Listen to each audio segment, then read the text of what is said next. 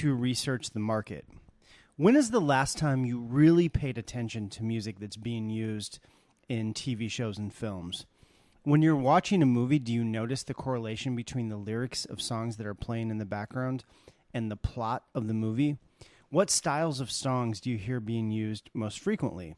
Do you notice places where your own music would work perfectly?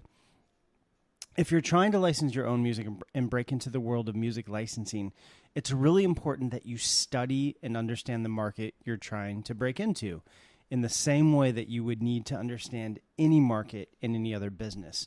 The best way to understand the types of songs that get licensed the most and where is to simply watch TV shows, films, and ads and pay attention to music that's being used. Are there certain TV shows or types of movies that use music similar to what you make? Is your music more aligned with TV shows and films, or is it more aligned with ads and commercials? A great exercise is to simply start really paying attention to music that is already being licensed. You'll start to get an idea of how music supervisors think. You'll notice that usually there is a very obvious connection to the song that is being synced and the plot, setting, and characters that the song is being synced to. You'll start to think about how and where your songs can be used when you're writing. Researching publishers and libraries' websites. Another great exercise is to research the websites of music publishers and music libraries. Oftentimes, these websites will have samples of songs they've licensed. You can usually check out what artists they're working with and listen to the music that they're licensing. You'll get a good idea of both the types of songs companies are licensing as well as the production quality of the music that's being licensed. So many writers I work with via my website, howtolicenseyourmusic.com, seem to be completely unaware of what kind of music is making money in the licensing world. There's really no excuse for going into this industry with your eyes closed. It's really easy to figure out, and by knowing what there is an actual demand for, you'll have a huge leg up compared to all the writers who jump into this blindly. Starting any business requires a certain amount of market research, and the music licensing business is no exception. I think a lot of musicians and songwriters have the mindset that because they're making music, which is a very creative endeavor, that they don't need to really worry about the business side of things, that somehow the creativity gods will work everything out if they just follow their muse. And while making music is certainly a very creative endeavor, making money from music is a business. Like any business, things don't usually just happen without careful planning, research, and execution. Look to other artists. And finally, a third way to research and really get to know the market is to look for other artists that are already successfully licensing their music. One of my favorite things about running my website and hosting my podcast, Music, Money, and Life, is that I get to connect with so many other great writers. By interviewing and getting to know other writers that are succeeding at the music licensing game, I learn a great deal about ways I can improve my own approach to music licensing. I'm not suggesting that you blatantly copy anyone, but there's always more to learn, and when you find others that are further ahead than you are, it's a great way to discover areas that you need to focus on. Maybe someone else is doing a better job at social media, and you see what they're doing and discover ways to improve your own social media marketing. Maybe another writer you discover has done a better job at focusing on certain styles and production techniques that are very conducive to licensing, and you can take what you learn and apply that to your own music and career.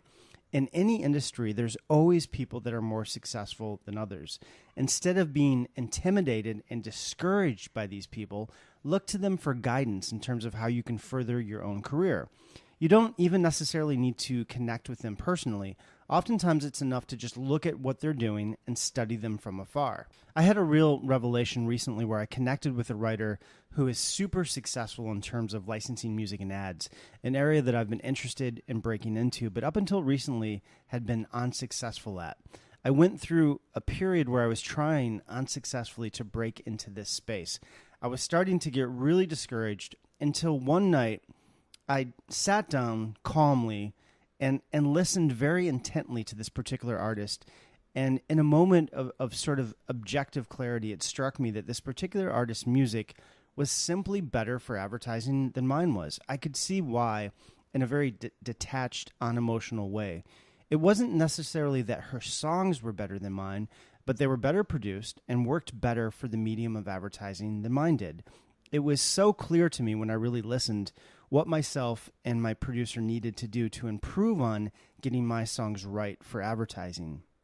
Since then, I've secured several new TV spots, and I just signed with a large sync agency that focuses on very high-end ad campaigns, the type of agency that had eluded me for many months. So, in just a short time, I've turned things around, and now I'm well on my way to securing the types of placements that have eluded me for the last couple years.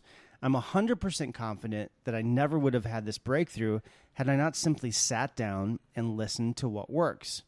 I'm all for being as creative and unique and original as possible when it comes to the music that I write.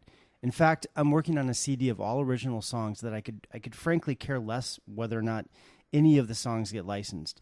But when it comes to writing music for licensing, you have to pay attention to what works and what's successful.